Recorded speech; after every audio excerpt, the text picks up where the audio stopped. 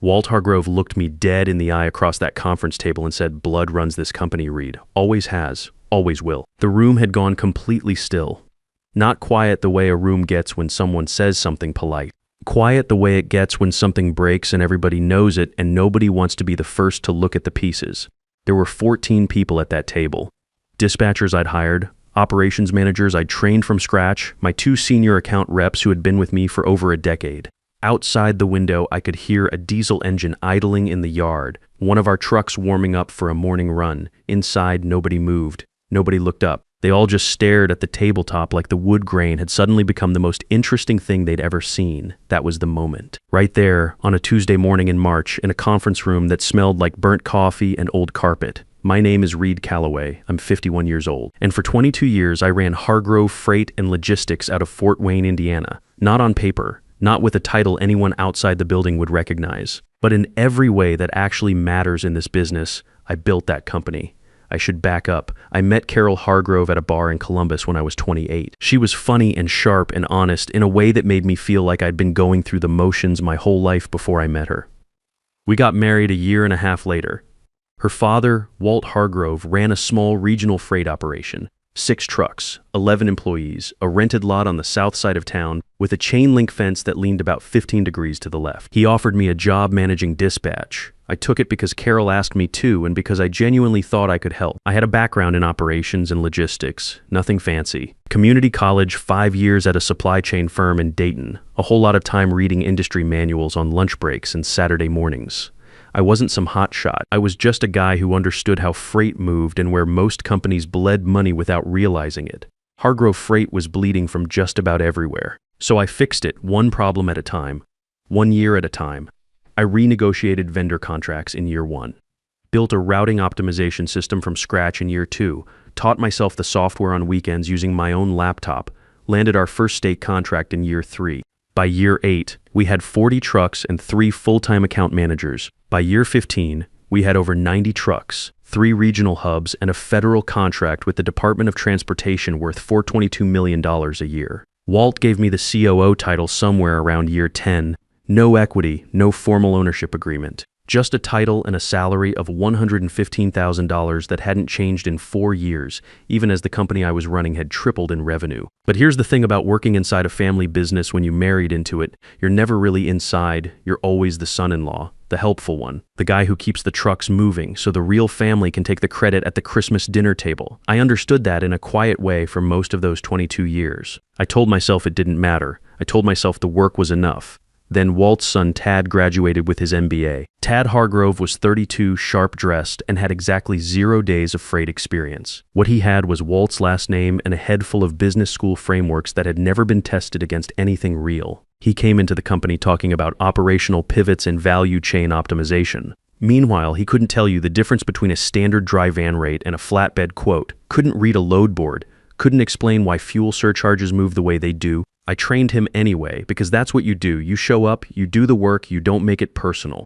For 14 months, I walked Tad through every system I'd built, every client relationship I'd developed, every vendor deal I'd structured over 2 decades. He took notes and nodded and occasionally used the word synergy in ways that made our dispatchers stare at the ceiling, but I was patient. I figured Walt was easing him in, building him up gradually, and that there'd be a real conversation at some point about what the future structure looked like.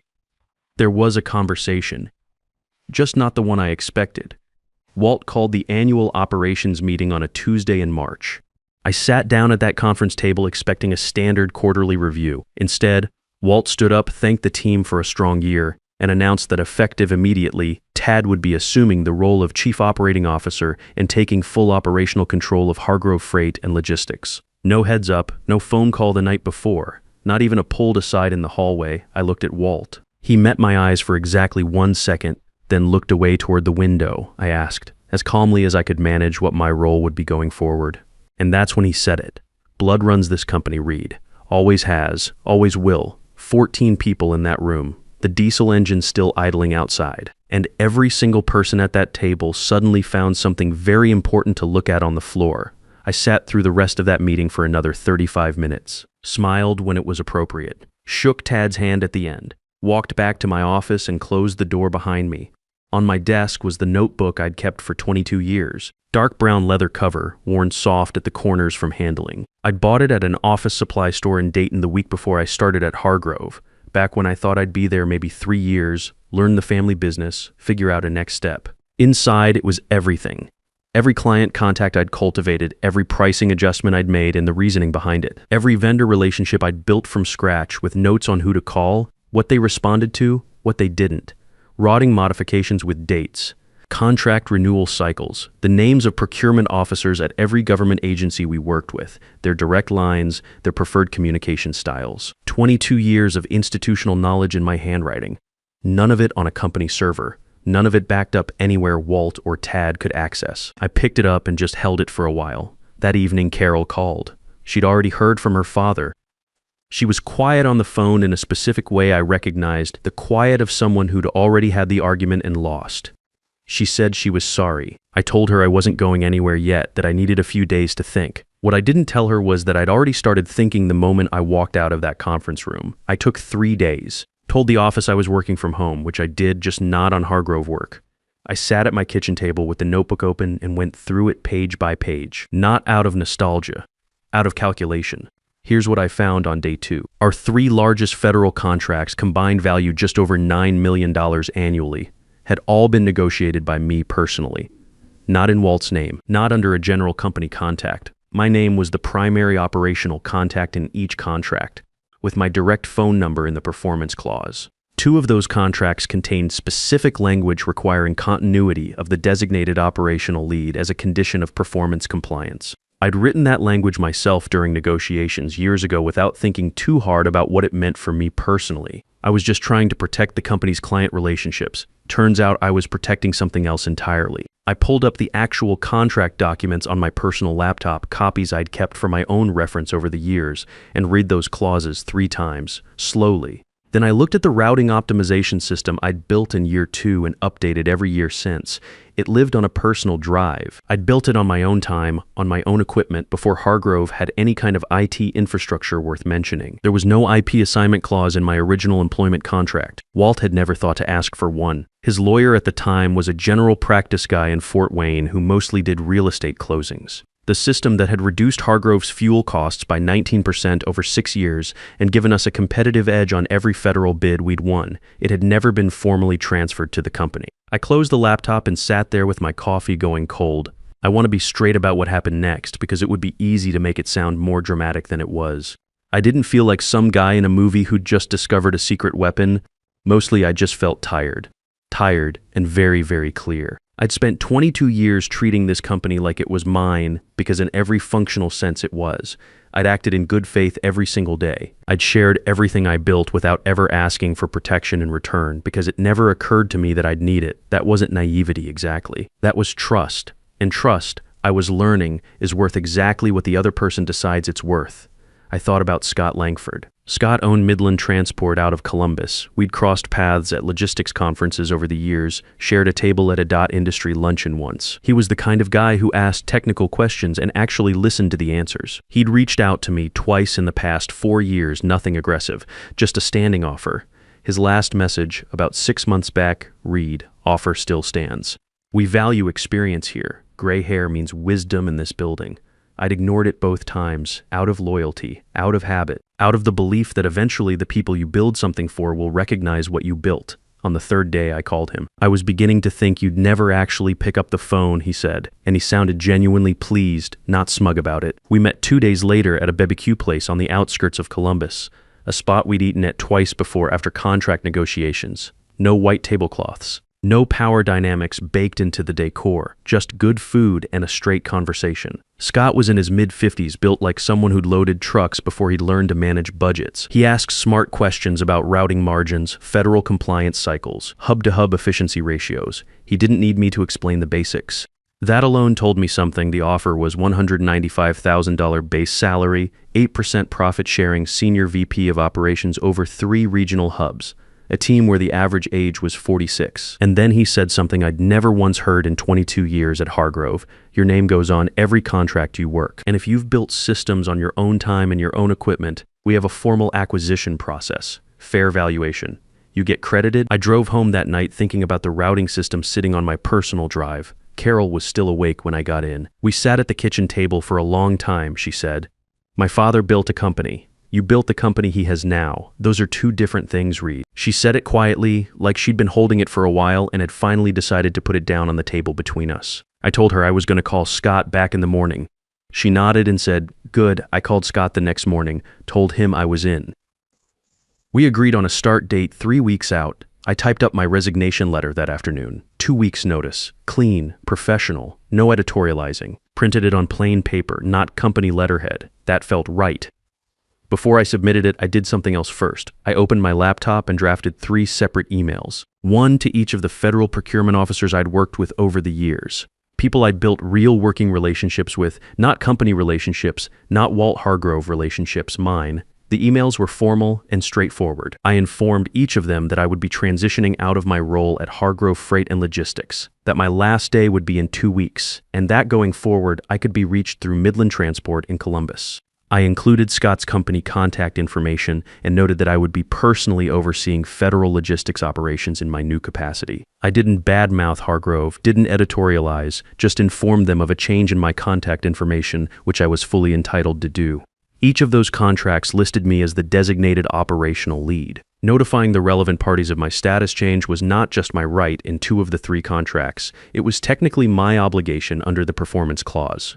I sent all 3 emails, then walked the resignation letter down to Walt's office. He was on a call when I knocked, held up one finger without looking at me, finished his conversation, then leaned back in his chair the way he always did when he was about to say something he'd already decided. I put the letter on his desk. He read it in about 10 seconds. 2 weeks, he said.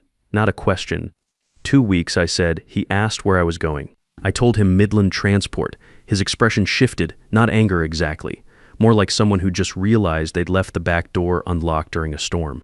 He asked if we could talk about a different structure, maybe a shared arrangement with Tad. I told him about the Midland offer. He said they were overpaying. I told him that was between me and them. He said he hoped this wouldn't complicate things with Carol. I said that Carol and I had talked it through and were good. Then he said, "I built this company from nothing, Reed." I looked at him for a moment. "You built 6 trucks and a leaning fence, Walt. I built the rest. We both know that." I walked out before he could answer. The next 2 weeks were strange in the way that endings always are when nobody wants to admit something is ending. People who'd barely acknowledged me in the hallway for years suddenly wanted to grab lunch. The senior dispatcher, a guy named Phil who'd been with me for 11 years, stopped by my office the second day to say he'd heard the news and that he was sorry to see me go. He didn't say much else. He didn't need to. We both understood what my leaving actually meant for the people who did the real work around there. Tad started following me around with a legal pad. He had questions about everything: the DOT contract renewal timelines, the vendor rate structures, how we handled weight compliance audits, why we routed certain loads through Columbus instead of directly. I answered every question patiently, completely. If I was going to leave, I was going to leave clean, but there were 2 things I didn't hand over. The first was the routing optimization system. Nobody asked me directly about it, which told me that Tad didn't fully understand what it was or that it existed as a separate standalone tool. To him, it probably just looked like the company's freight moved efficiently. He didn't know there was a specific system behind it, built on a personal drive, updated on my own time for 22 years. I wasn't going to volunteer that information. It wasn't deception, it was simply not giving away something that had never been theirs to begin with. The second thing I didn't hand over was the federal relationships. On my last Friday, Tad stopped by my desk around 4 in the afternoon and asked if I'd set up a transition call with the DOT procurement contacts so he could introduce himself before I left. I told him I'd send him the contact information, which I did: names, emails, office numbers, everything that was in the public contract files. What I didn't tell him was that those procurement officers had already heard from me 2 weeks earlier, that they already had Midland Transport's information in their files, that when Tad called those numbers on Monday morning and introduced himself as the new COO of Hargrove Freight, he'd be talking to people who already knew where I'd gone and who were already wondering whether they needed to rethink their renewal conversations. I wasn't burning Hargrove down. I was just not carrying their water anymore. I cleaned out my desk on that last Friday afternoon. The notebook went into my bag first. Then a photo from the previous Thanksgiving Carol, me and Clay on the back porch. The kid grinning in a Purdue sweatshirt he'd worn almost every day since his acceptance letter arrived. Clay had started his freshman year that fall. The scholarship fund that Walt had informally promised us years ago, mentioned at a family dinner, never written down, never formalized, had quietly, never materialized. Walt hadn't said a word about it, neither had Carol's mother. It just disappeared the same way a lot of Walt's promises did, gradually and without acknowledgement. We were paying for it ourselves, it was tight, but we were managing. I picked up the photo, put it in my bag, and took one last look around the office that had never technically been mine. No door, no nameplate, just a desk in the corner because open floor plans promote collaboration, or so I'd been told. Through the window I could see the truck yard, 90-some vehicles lined up in the early evening light. Every routing decision behind every one of those runs built on systems I'd created. I walked out at 5:15 on a Friday and didn't look back. Monday morning, Tad started making phone calls. My first week at Midland Transport felt like stepping into a room where the air pressure was different. Not better or worse at first, just different. Nobody called me the son-in-law. Nobody CC'd Walt on emails to keep him informed. When I walked into a meeting and said something, people wrote it down and then actually did it. I had a real office, door, nameplate, window facing the yard, small things. But after 22 years of a corner desk and an open floor plan, I noticed. I spent the first 3 weeks doing what I always did when I came into an operation, listening before talking, mapping before moving. I sat with the dispatchers, rode along on 2 hub runs to understand how Midland's routes actually behaved versus how they looked on paper. I found 4 inefficiencies in the first 10 days that nobody had flagged because nobody had been looking at the right data. Scott didn't hover. He checked in once a day, asked one question, and left me to work. That was new too. We began integrating the routing optimization system into Midland's operations in week 4. Scott's team had formally acquired it through the process he described at dinner, documented fair market valuation. My name on the filing, it wasn't a fortune. That wasn't the point. The point was that for the first time in 22 years, something I'd built was officially, legally, unambiguously mine, and then mine to sell on my terms to someone who understood what it was worth. Within 2 quarters, fuel efficiency across Midland's primary routes had improved 17%. Dispatch error rates dropped. On-time delivery numbers went up enough that Scott put them in the company's federal bid documentation, which was being prepared for a DOT transportation contract renewal covering the Midwest Corridor, the same corridor, as it happened, that Hargrove Freight had held for the past several years. Both companies submitted bids. I knew Hargrove's numbers better than Tad did. I knew their cost structure, their margin tolerances, their weaknesses in the northern hub coverage. I didn't use any of that information improperly. I just built the best bid I could with Midland's actual capabilities, and Midland's actual capabilities, now running on better systems with better data, were genuinely stronger. The federal contract went to Midland, $12 million over 3 years. The week after the award was announced, my phone rang. The number was a Fort Wayne area code I didn't recognize. I let it go to voicemail. It was Tad. He left a message that was a full 4 minutes long. The short version, Hargrove was struggling with 2 federal account renewals. Some of the contacts weren't responding well to him, and he was wondering if I'd be willing to consult informally, maybe just a couple of calls off the books to help smooth things over. He said Walt didn't know he was calling. He said he'd really appreciate it.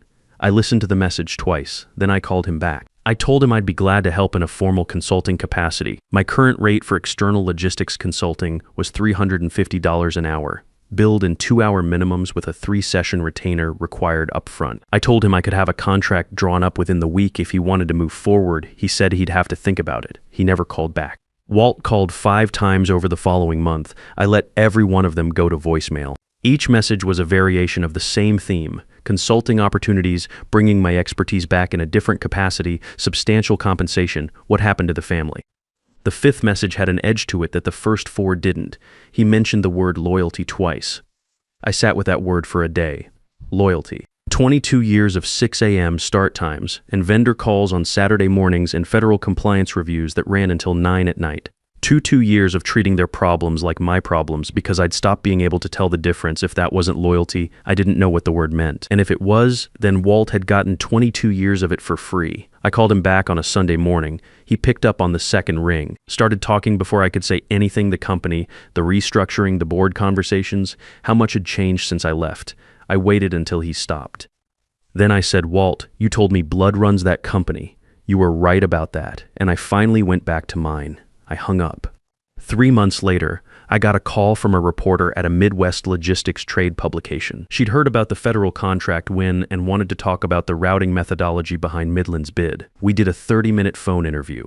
The article ran the following month, my name in the headline, my photo in the print edition, a full description of the optimization system I'd built and what it had done for Midland's operational numbers. First time in 22 years my name had appeared in print in connection with work I'd actually done. Scott framed a copy and left it on my desk without saying anything about it. I noticed it when I came in Monday morning. I left it there. Around that same time, I found out through Carol that Hargrove Freight had sold 40% of the company to a regional competitor to stabilize their cash position after the federal contract loss. Walt retired from the day-to-day not long after. Tad stayed on in a reduced capacity. I don't know the details and I don't need them. What I do know is that at the Midwest Logistics Industry Conference in Indianapolis that fall, Midland Transport was recognized for the federal contract win and for the operational improvements we'd posted over the previous year. Scott said a few words, then introduced me as the architect behind the work. I shook some hands, answered some questions, talked shop with people who understood what I was talking about. Carol was there. She'd driven down from Fort Wayne for the evening. She stood next to me during the reception in a blue dress I hadn't seen in a while, and she looked like someone who'd made a decision and was at peace with it. On the drive home, she told me that Clay had made the dean's list his first semester. I'd like to take credit for that, but the kid had always been sharper than me. He called the following week, said he'd seen the trade publication article online, said the headline was kind of cool, Dad, in an industry-specific way. That's about as much praise as a 19-year-old engineering student is going to hand out, and I'll take it. We paid for that first year ourselves. It was tighter than it should have been, but every dollar of it was clean. Here's the thing I want to leave you with because I've thought about it a lot in the 2 years since all of this happened. I spent 22 years building something inside a structure that was never going to give me credit for it. Not because the work wasn't good. Not because they didn't know the work was good, but because the structure wasn't designed to see me. I was the son-in-law. The helpful one. The operational backbone that made it possible for other people to stand at the front of the room. I'm not bitter about it. Mostly because being bitter would mean I regret the work, and I don't. The work was real. The systems held. The routes ran clean. You can be proud of something you built even if someone else put their name on it, as long as you eventually understand what's yours and what isn't. Here's what I want to leave you with. If you've spent years running someone else's operation, a family business, a company that had your fingerprints on everything but your name on nothing, you already know what I'm talking about. You felt it, that slow realization that loyalty only runs one direction in certain rooms, so know what you actually own, not what you've contributed to, not what you've been allowed to use. What is legally, documentably, provably yours, your relationships, your systems, your methods, your name in the right clause of the right contract. Document everything, date everything, understand the difference between their property and your leverage, and when the day comes, don't leave angry. Leave prepared. That's when everything changes.